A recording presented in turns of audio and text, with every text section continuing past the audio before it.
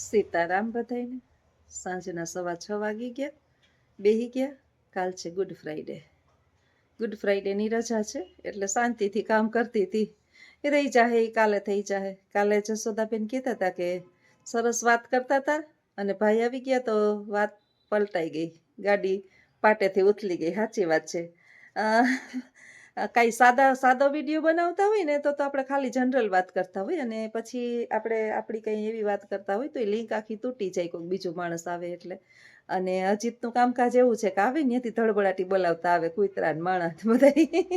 એટલે પછી એ વાત અધૂરી રહી ગઈ મને. પછી હું ભૂલી ગઈ હતી કે હું વાત કરતી હતી. લગભગ કર્મની વાત હતી અને માણસની વાત હતી. હું મોબાઈલ હાથમાં લઉં ને એટલે કંઈક ને કંઈક નવી વાતો જ હોય. બાકી તો જનરલ વિડીયો તો બધાય બનાવે જ છે, ખાણી પીણીનો ને હરવા ફરવાનો ને. બાકી હરવા ફરવા જાય ત્યારે એવા કંઈક બ્લોગિંગ ચાલુ હોય તો પછી ત્યાં વિચાર ના હોય. ત્યાં હરવા ફરવાના ને ક્યાંક ગયા હોય તો સ્થળના ને આવા બધા. અને એ ઓછું હોય નોકરી છે ત્યાં સુધી. એક વખત જે છે ને સતયુગ પૂર્ણ થયો, દ્વાપરયુગ, કલયુગ, ત્રેતાયુગ આ બધા પૂર્ણ થયા અને કલયુગનો પ્રારંભ થયો. એટલે સતયુગ એ પ્રાર્થના કરી કલયુગને કે હે કલી, આ ભોળા ભાડા મારા પૃથ્વી લોકના મનુષ્યને તું મારતો નહીં. સતયુગની અંદર આ બહુ સીધા સાદા અને ભોળા ભાડા હતા, તું એને મારતો નહીં. એટલે કલીએ સરસ જવાબ આપ્યો સતયુગને કે હું કઈ કોઈને મારવા માટે નથી આવ્યો. માણસ એના કર્મને કારણે મરશે, હું કઈ નહીં કરું. તો કે તો વાંધો નહીં, તું મારતો નહીં, પણ માણસ તો સારા છે એટલે કઈ ખરાબ કર્મ કરશે નહીં. ત્યાં જ થોડીક વારની અંદર કલીનો પ્રારંભ થઈ ગયો હતો. એટલે બે સગા ભાઈઓ જતા હતા. સગા ભાઈઓ જતા હતા અને આ બે જે છે સતયુગ અને કલયુગ નિહાળે છે.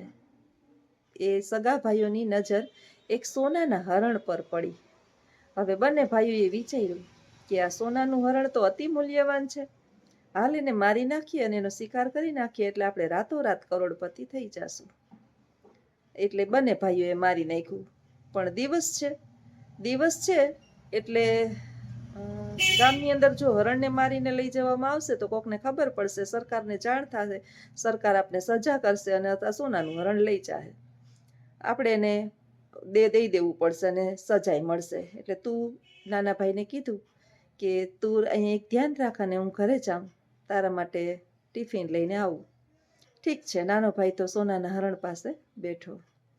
સોનાના હરણ પાસે બેઠો છે અને મોટો ભાઈ જે છે એ ઘરે એનું ખાવાનું લેવા જાય છે કે નાનો જે છે ને એ કંઈક કામ છે અમારે ખેતરની અંદર, તો થોડીક વાર અમે બે ભાઈઓ જે છે એ મોડા આવશું આજે. તો ઘરનાવને કંઈ બહુ કીધું નહીં અને ઘરનાવે માની લીધું. હવે જે હરણ પાસે બેઠો છે ને એ કુંવારો છે અને વિચારે છે કે મારો ભાઈ તો પરણેલો છે, એના તો લગ્ન થઈ ગયા છે, એની પાસે તો આમે ઘણું બધું ધન છે, એને શું જરૂર છે ધનની? આ બધું ધન મારું એકલાનું થઈ જાય તો? એટલે મનની અંદર ખરાબ વિચાર આવ્યો. એટલે એણે બાજુમાંથી જે છે ને એક મોટો પથરો લીધો. પથરો લઈ અને નક્કી કર્યું કે જેવો મારો ભાઈ આવશે ને એવો ધારદાર પથરો એને માથામાં મારીશ. હવે આ તો થયો નાના ભાઈના મનનો વિચાર. આવો જ વિચાર જે છે ને એ મોટા ભાઈને રસ્તામાં જાતા આવ્યો કે બારે ઘર બાર છે, પરિવાર છે, પત્ની છે, કુટુંબ છે. નાનો તો હજી કુંવારો છે, એને હજી કાંઈ પરિવાર કે કાંઈ છે નહીં, એને ધનને શું કરવું છે?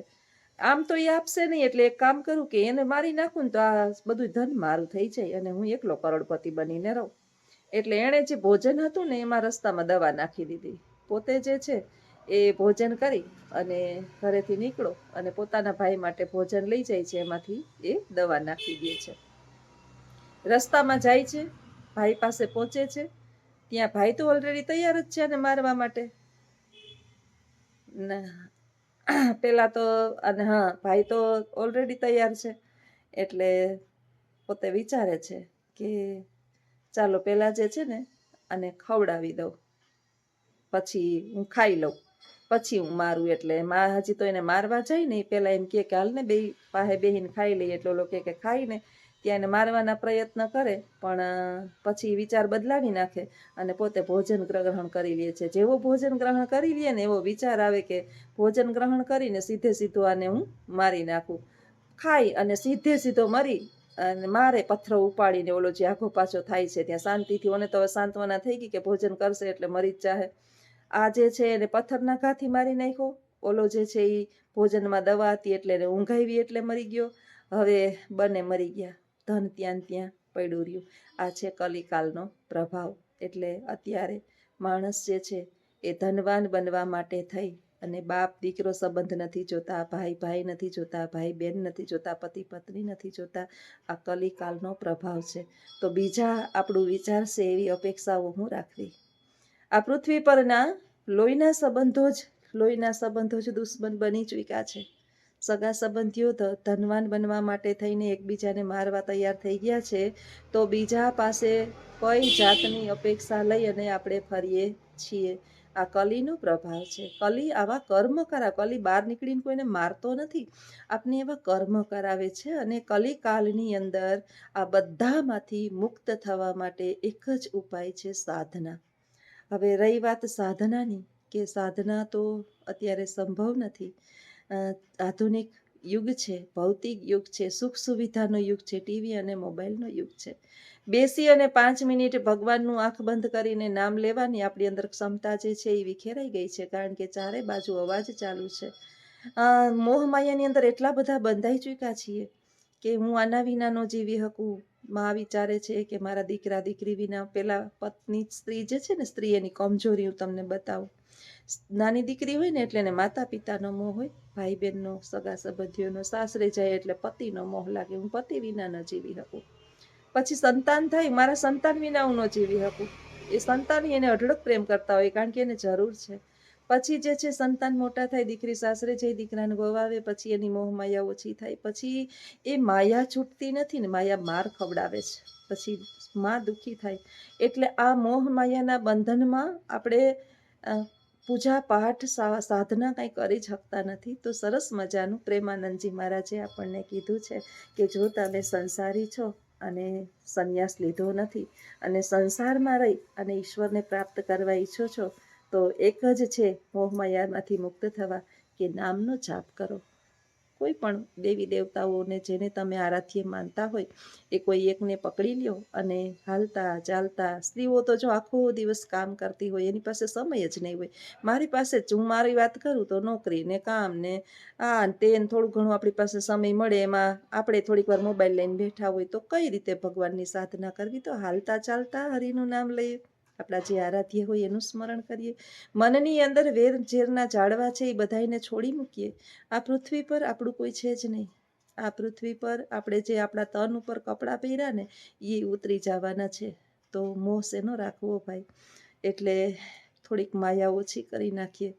આપણા છે એ ચોક્કસ છે. આપણે આપણા સંતાનોને, આપણા પરિવારને અઢળક પ્રેમ કરીએ. પ્રેમ કરવો એ કોઈ ખરાબ નથી, ખોટું નથી, પાપ નથી, અધર્મ નથી. પણ મોહ રાખવો એ અધર્મ છે. અને મોહી માણસ ક્યારેય મોહનને મેળવે નહીં.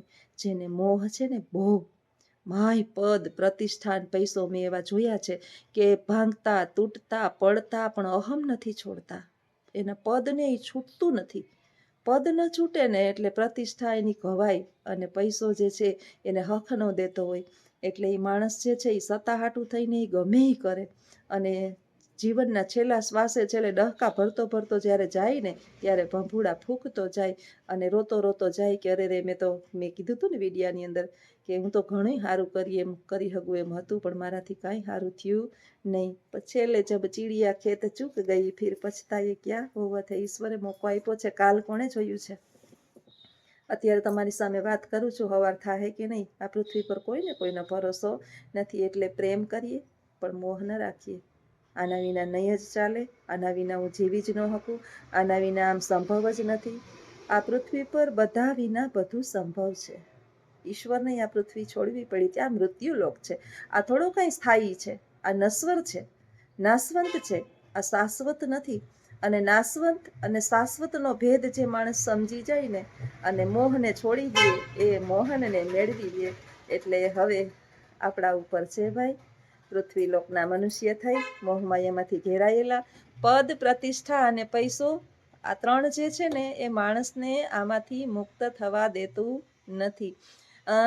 પતિને એમ હોય કે હાઈ કમાઈ લઉં, મારી પત્ની, મારા છોકરા, મારું આ કોઈ નથી તારું. પત્નીને એમ હોય કે આ મારા કોઈ નથી.